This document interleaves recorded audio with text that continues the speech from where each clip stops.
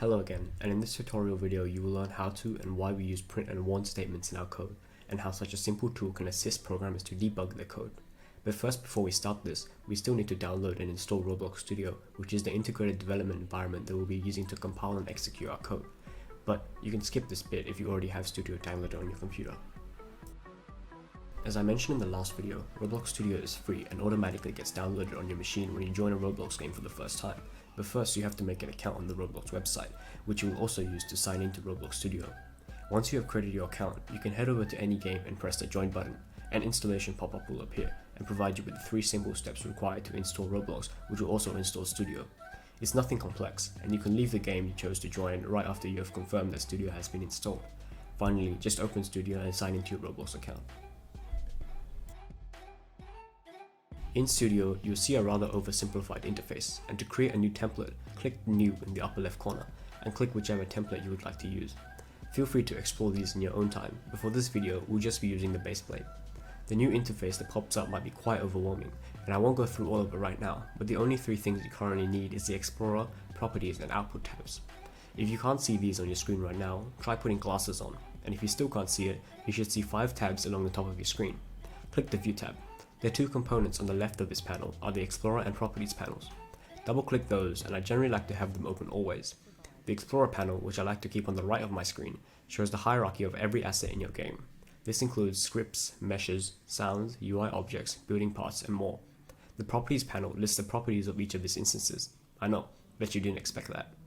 Most of these properties are beyond the comprehension of my intellectually incompetent mind, but luckily for me, I don't need half of these properties, like pivot, offset, position, and whatnot. But I'll go through the important properties that you will probably use later in the video. Finally, we need to open the output, which will display any bugs or messages we send to it. If you've ever programmed before, you will find the output very similar to a terminal or a console, just one that you can't directly put input through though. If the console isn't on your screen, just like the Explorer and the Properties, we can enable it from the View tab. I also have the command bar open for some reason, but you don't really need it all that much, so you don't need to open. Now that we've finished all the mind-numbing grunt work, let's actually get to what this video is meant to be about: print and warn statements. In the Explorer, find a service called Service Script Service, which is where you'll be storing most of your service scripts. Right-click it and hit Insert Object, and search for Script. You will see 3 types of scripts: local script, module script, and just a normal script. Local script is a normal script, except it only runs on the local client, that is the player. We use it when we want to replicate a script to each player and only have it run on their computer, for example in an animation system where the script is only animating that specific player. Module script is exactly what it sounds like, a module. Like a library in other programming languages, you program it so that you can use it in other scripts. For example, it could be a template for a class of NPC you want to make, like a zombie, and each time you use the module script, you adjust the properties to it for a different zombie. I'll go through module scripts in a much later video though, so don't worry if you don't understand it now. A normal script is the one we'll be using. The proper term for this is a service script, and usually you store it in Service Script Service, although you can also store it in Workspace if you like to be real fancy.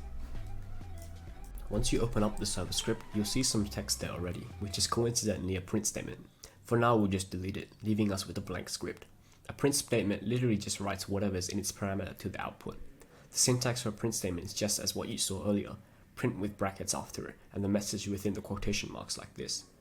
You will learn data types in the next video, but we use quotation marks to indicate that the parameter is a string data type, which is essentially just English words.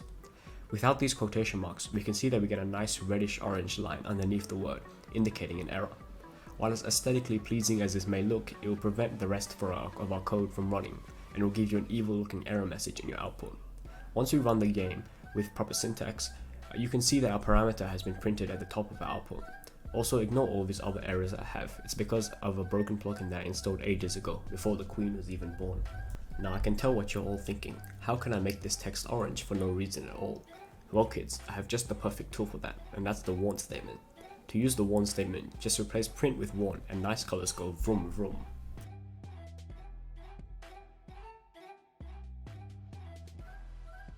So Mr. Bothered, when the fuck would I ever actually use this except for flexing to my friends that I can write words that make my computer write the same words?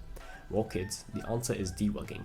When you have many lines of code, and I'm talking several hundred lines or even several thousand, your computer might want to be a little twat sometimes and not tell you the reason for the failure that is your script not executing.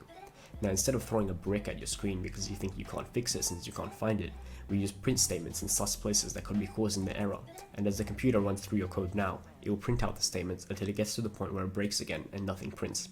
Then you can manually trace it back to the last working print statement, giving you a better idea of where your moronic brain probably forgot to put a semicolon or something. So why use warn statements then if we have print? Well yes, orange is a sexy color, but also among lots of the same colored print statements, an orange statement stands out by quite a bit, allowing you to assign print statements that detect certain errors that you're looking for in that color. Now that wraps up this video, and I think a better title for this video would probably have been explaining basics or something, because I think I spent more time doing that than actually explaining print and warn statements, but whatever, I'm not bothered to change it. But hopefully this video was a smooth start to the series, and maybe even your mini career in programming, of which for some reason you chose my videos to learn from. Well anyway, it's bedtime, I'll see you next time.